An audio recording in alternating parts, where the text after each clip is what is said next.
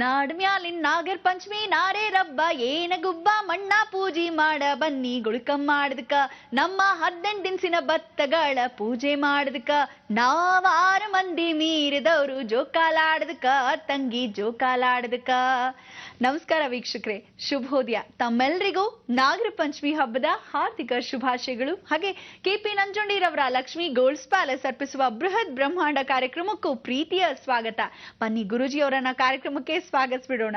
ಶ್ರೀಯುತರು ಶ್ರೀ ಸಂಪೂರ್ಣ ಸನಾತನ ಧರ್ಮ ಸಂರಕ್ಷಣಾ ಸಮಿತಿಯ ಸಂಸ್ಥಾಪಕರು ಹಾಗೂ ಶ್ರೀ ಸಂಪೂರ್ಣ ವರಮಹಾಲಕ್ಷ್ಮಿ ಮಹಾಸಂಸ್ಥಾನದ ವ್ಯವಸ್ಥಾಪಕ ನಿರ್ದೇಶಕರು, ನಮ್ಮೆಲ್ಲರ ಪ್ರೀತಿಯ ಗುರುಗಳು ಶ್ರೀ ನರೇಂದ್ರ ಬಾಬು ಶರ್ಮಾ ಗುರೂಜಿಯವರು. ಗುರುಜಿ ನಮಸ್ಕಾರ. ಬೃಹತ್ ಬ್ರಹ್ಮಾಂಡ ಕಾರ್ಯಕ್ರಮಕ್ಕೆ ಪ್ರೀತಿಯ ಸ್ವಾಗತ ಗುರುಜಿ ತಮ್ಗೆ. ನಮಸ್ಕಾರ ಗುರುಜಿ, ನೀವು ನಿಮ್ಮ ಮಾತಲ್ಲಿ ಜಾಸ್ತಿ ಹಾವಿನ ಬಗ್ಗೆ ಹೇಳ್ತಿರ್ತೀರಾ. ನಮ್ಮ ಜೀವನದಲ್ಲಿ ಏನೇ ಒಂದು ಅಡೆತಡೆಗಳು ಬಂದ್ರು ಅಥವಾ ಒಳ್ಳೇದಾಗ್ಲಿ ಕೆಟ್ಟದಾಗ್ಲಿ ಅದೆಲ್ಲ ಆಗೋದೇ ಹಾವಿನಿಂದ ಅಂತ ಹೇಳ್ತಿರ್ತೀರಾ. ಇವತ್ತು ವಿಶೇಷವಾಗಿ ನಾಗರ ಪಂಚಮಿ ಹಬ್ಬ, ಹಾವುಗಳಿಗೆ ಸಂಬಂಧಪಟ್ಟಂತಹ ಹಬ್ಬ. ಯಾವ ವಿಶೇಷ ಮಾಹಿತಿ ನೀಡ್ತಾ ಇದ್ದೀರಾ? ಎಲ್ಲ ವೀಕ್ಷಕ ಬಾಂಧವರಿಗೆ ಪರಿಪೂರ್ಣವಾದ ಸ್ವಾಗತ ನಿಮ್ಮೆಲ್ಲರ ಬ್ರಹ್ಮಾಂಡ ಲೋಕಕ್ಕೆ. ಈ 9 ನವಗ್ರಹಗಳ ಸಮಾನವಾಗಿರ್ತಕ್ಕಂಥ ನವನಾಗೇಂದ್ರಗಳು ನಮ್ಮ ನವದ್ವಾರಗಳ ಮುಖಾಂತರವಾಗಿ ನಮ್ಮ ಜೀವನವನ್ನ ನವೇಂದ್ರಗಳನ್ನ ಅನುಗ್ರಹ ಸಿದ್ಧಿಪಡಿಸುತ್ತೆ. ಇದನ್ನ ನವ ಆವರಣಗಳು ಅಂತ ಕರಿತೀವಿ. ಶ್ರೀಚಕ್ರ ಉಪಾಸನೆಯಲ್ಲಿ ಒಂದು ಕುಂಡಲಿನಿ ಶಕ್ತಿಯನ್ನ, ಎಲಾಬ್ರೇಷನ್ ಅಂದ್ರೆ ನಮ್ಮ ದೇಹದ ಶಕ್ತಿಯನ್ನ, ಕಾಮ, ಕ್ರೋಧ, ಲೋಭ, ಮೋಹ, ಮದ, ಮಾತ್ಸರ್ಯ 7 ಅರಿಷಡ್ವರ್ಗಗಳನ್ನ ಆ ಅರಿಷಡ್ವರ್ಗ ಸಮೇತ ಸಹಸ್ರಾರದಲ್ಲಿ ಸಹಸ್ರ ಪದ್ಮದಳ ಅಂತ ಕರಿತೀವಿ. ತಲೆಯ ಮೇಲೆ ಇರ್ತಕ್ಕಂಥ ನಮ್ಮಲ್ಲಿ ಅಹಂ ಬ್ರಹ್ಮಾಸ್ಮಿ ಅಂದಾಗ ಒಂದು ತಲೆ ಅಂತ ಹೇಳಿದ್ವಿ. ಅಹಂ ಅಂತಕ್ಕಂಥದ್ದು ನಾನು, ಅಹಂ ಅಂತಕ್ಕಂಥದ್ದು ಒಂದು ಧೈರ್ಯ ತತ್ವ, ಅವನಲ್ಲಿರ್ತಕ್ಕಂಥ ಧಿಕ್ಕಾರ ಅಂದರೆ ಅವನು ತಾನು ತಲೆ ಮೇಲೆ 2 ಕೊಂಬು ಬಂದ ಹಾಗೆ ಅಹಂ ಅಪ್ಪ ಅವನಿಗೆ ಅಂತೀವಲ್ಲ, ಹಾಗೆ ಜೀವನದಲ್ಲಿ ನಾನು ಅನ್ನೋದು ನಾನತ್ವ ಆಗೋಗುತ್ತೆ. ನಾನು ಅನ್ನೋದು ಒಳ್ಳೇದಂತೆ, ನಾನತ್ವ ಇದ್ದರೆ ದುರಹಂಕಾರ ಅಂತ. ಆ ಥರದ ವಿಚಾರಗಳಲ್ಲಿ ಎಲ್ಲವೂ ಪರಿಪೂರ್ಣವಾಗಿ ಬರ್ತಕ್ಕಂಥದ್ದೇ ನಾಗೇಂದ್ರನ ಮುಖಾಂತರ. ನಾಗೇಂದ್ರ ತಕ್ಷಕ, ಸುರುಚಿ, ನಾಗೇಂದ್ರ. ತಕ್ಷಕ ಅನ್ನೋನು ಅಣ್ಣನಾಗಿ ಕೂತಿರ್ತಾನೆ. ಅದಕ್ಕೆ ನಾವೇನು ಹೇಳ್ತೀವಿ, ಅಣ್ಣನಾಗಿ ಕೂತ್ಕೊಳ್ಳೋದು ಸೂರ್ಯನಾಡಿ. ಬಲಭಾಗದಲ್ಲಿ ನೋಡಿ, ಮೆದುಳು ನಮಗೆ ಪ್ರತಿಯೊಬ್ಬ ಮನುಷ್ಯನಿಗೂ 3 ವಿಧವಾದ ಮೆದುಳಿದೆ. ಆ 3 ವಿಧವಾದ ಮೆದುಳು ತಲೆಯ ಮೇಲೆ ಹಾವಿದ್ದ ಹಾಗೆ ಇರುತ್ತೆ.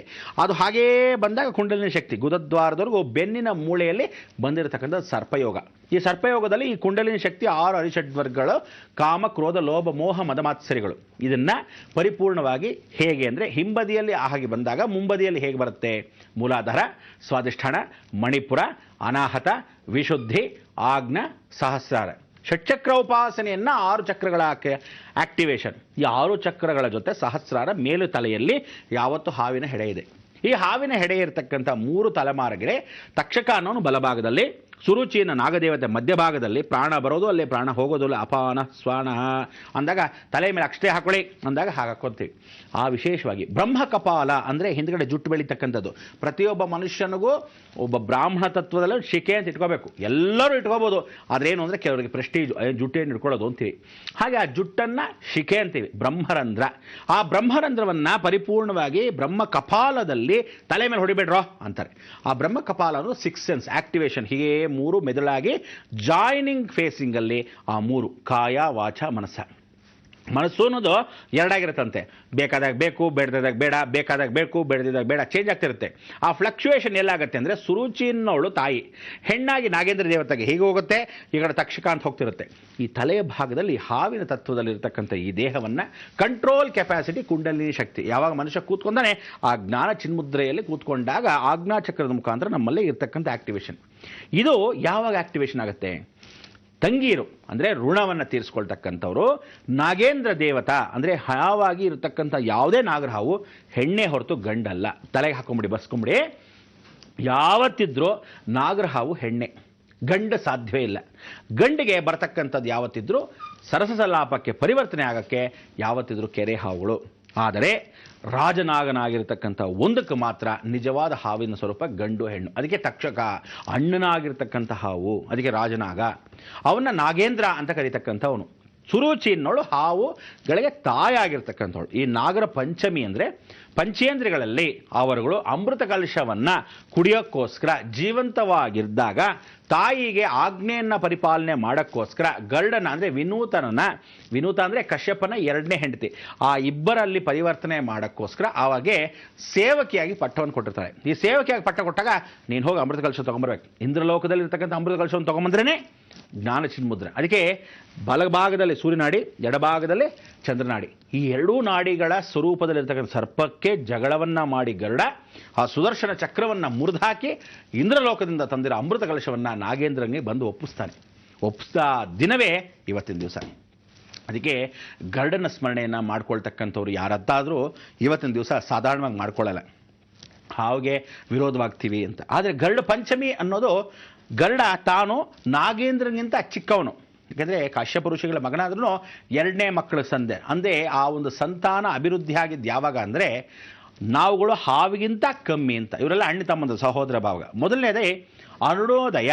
ಅನೂರ ಅಂದರೆ ಅರುಣ ಅಂತಕ್ಕಂಥವನು, ಅನು ಅಂದರೆ ಎರಡು, ಉರ ಅಂದರೆ ತೊಡೆ, ಎರಡು ತೊಡೆ ಇಲ್ಲದೆ ಇರೋವನು ಸೂರ್ಯನ ಸಾರ್ತಿ ಮೊದಲನೇ ಕೆಂಪು ಕಿರಣಗಳಾಗಿ ಬರ್ತಾನೆ. ಅವನು ಅರ್ಧಂಬರ್ಧ ಹೋಗಿರ್ತಾನೆ. ಅದಕ್ಕೆ ರಾಹು ತತ್ವದಲ್ಲಿ ಮಾತ್ರ ಬರ್ತಾನೆ. ಕೇತು ತತ್ವದಲ್ಲಿ ಪ್ರಾಣಿ ಪಕ್ಷಿ. ಈ ಮನುಷ್ಯ ಪಕ್ಷಿಯಾಗಿ ಪ್ರಾಣಿ ಆಗಿಬಿಡ್ತಾನೆ.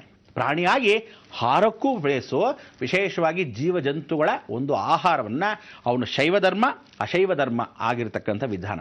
ಹೇಗಿದು ಬ್ರಹ್ಮಕಪಾಲದಲ್ಲಿ ಅಂದರೆ ಅವನು ನೋಡಿ ಗರುಡ ಹಾವಿಗೆ ಶತ್ರು ಆಗ್ತಾನೆ, ಪ್ರಾಣಿ ಪಕ್ಷಿಗಳಲ್ಲಿ ಪಕ್ಷಿ ಆಗ್ತಾನೆ ಅಂದರೆ ಹಾರಲೂಬಹುದು. ಮಧ್ಯದಲ್ಲಿ ಕೇತು, ಅದಕ್ಕೆ ಮಿಶ್ರದಾಗಿರ್ತಕ್ಕಂಥ ಕೇತು ಬಾಲ ಅಂತೇಳಿ. ಅದಕ್ಕೆ ಮೊದಲಾಗಿ ಇರ್ತಕ್ಕಂಥ ಅರುಣೋದಯ ಸೂರ್ಯ ನಮಸ್ಕಾರ ಮಾಡ್ಕೋಬೇಕು. ಎರಡನೇದು ನಾಗೇಂದ್ರ ದೇವತೆಗಳು ಅಂದರೆ ಈ ನಾಗರ ಹಾವುಗಳ ಒಂದು ಸಂಬಂಧ ಇಟ್ಕೊಂಡಿರ್ತಕ್ಕಂಥವ್ರನ್ನ ನಮಸ್ಕರಿಸಬೇಕು. ಅದಕ್ಕೆ ಪಾತಾಳ ಲೋಕ ಅಂತ ಕರಿತೀವಿ. ತದನಂತರ ಭೂಲೋಕಕ್ಕಿಂತ ಆಕಾಶ ಲೋಕದಲ್ಲಿ ಅರುಣ, ಮಧ್ಯ ಲೋಕದಲ್ಲಿಕೊಂದು ಗರುಡ. ಅದಕ್ಕೆ ಗರುಡಗಂಬ ಅನ್ನೋದು ದೇವಸ್ಥಾನದಲ್ಲಿ ಪ್ರತಿಷ್ಠಾಪನೆ ಮಾಡ್ತೀವಿ. ಈ ದೇವಸ್ಥಾನದಲ್ಲಿ ಪ್ರತಿಷ್ಠಾಪನೆ ಮಾಡಿರೋ ಗರುಡಗಂಬನ ಇವತ್ತಿನ ದಿವಸ ಯಾವತ್ತೂ ನಮಸ್ಕರಿಸೋದಾಗಲಿ ಪ್ರದಕ್ಷಿಣೆ ಮಾಡೋದಾಗಲಿ ಮಾಡಲ್ಲ. ಯಾಕೆಂದರೆ ನಾವು ಈ ಭೂಲೋಕದಲ್ಲಿರುವಾಗ ನಾಗೇಂದ್ರಗಳು ಏನಂದರೆ ಹಾವಿಗೆ ಶತ್ರುವಾಗಿರ್ತಕ್ಕಂಥ ಗರುಡನ್ನು ಮತ್ತೆ ಕರಡದೆ ಕಷ್ಟ. ಅದಕ್ಕೆ ಹಾವಿಗೆ ಮಾತ್ರ ನಮಸ್ಕರಿಸಬೇಕು. ಯಾರು ಈ ಹಾವುಗಳು ಅಂದರೆ ಈ ಮೂರು ವಿಧವಾದ ಹಾವುಗಳನ್ನು ನಮಸ್ಕರಿಸಿದಾಗ ಪಾರ್ವತಿ ಪರಮೇಶ್ವರ ಕೊರಳಿಗೆ ಹಾಕಿದಾಗ ಮಾತ್ರ ನಮಸ್ಕರಿಸಬೇಕು ನಾಗರ ಪಂಚಮಿ. ಈ ನಾಗರ ಪಂಚಮಿ ನಾವು ಅದಕ್ಕೆ ಆಚರಿಸೋದೇನು ಅಂದರೆ ಇವತ್ತು ನಾಗೇಂದ್ರನಿಗೆ ಆ ಅಮೃತ ಕಲಶವನ್ನು ಗರುಡ ತಂದು ಕೊಡ್ತಾನಂತೆ. ಕೊಟ್ಟಾಗ ನಾಗೇಂದ್ರ ದೇವತೆಗಳು ಬಹಳ ಸಂತೋಷ. ಈ ಋಣವನ್ನು ನಾವು ಅಕ್ಕ ತಂಗಿಯರಾಗಿರ್ತಕ್ಕಂಥ ಒಂದು ಸಂಬಂಧದಲ್ಲಿ ನಿನಗೆ ಅನುಗ್ರಹವನ್ನು ಕೊಡ್ತೀವಿ ಅಂತ. ಹೇಗೆ ಅಂತ. ಸರಿ ಆಯಿತು, ಹೆಣ್ಣು ಮಕ್ಕಳ ಮನೆಗೆ ಗಂಡು ಮಕ್ಕಳು ಬರಬೇಕು. ಅದು ಬಂದಾಗ ಏನನ್ನು ಮಾಡಬೇಕು, ವಿಧಿವತ್ತಾಗಿ ನೀವು ಅದನ್ನು ಮಾಡಲೇಬೇಕು. ಶತ್ರು ಆಗಲಿ ಶತ್ರು ಅಲ್ಲದೇ ಇರಲಿ ಯಾವತ್ತು ಹೋಗಿ ಏನು ಮಾಡಿಸ್ಕೊಂಡು ಬರಬೇಕು ಅನ್ನೋದು ಬಹಳ ಮುಖ್ಯ.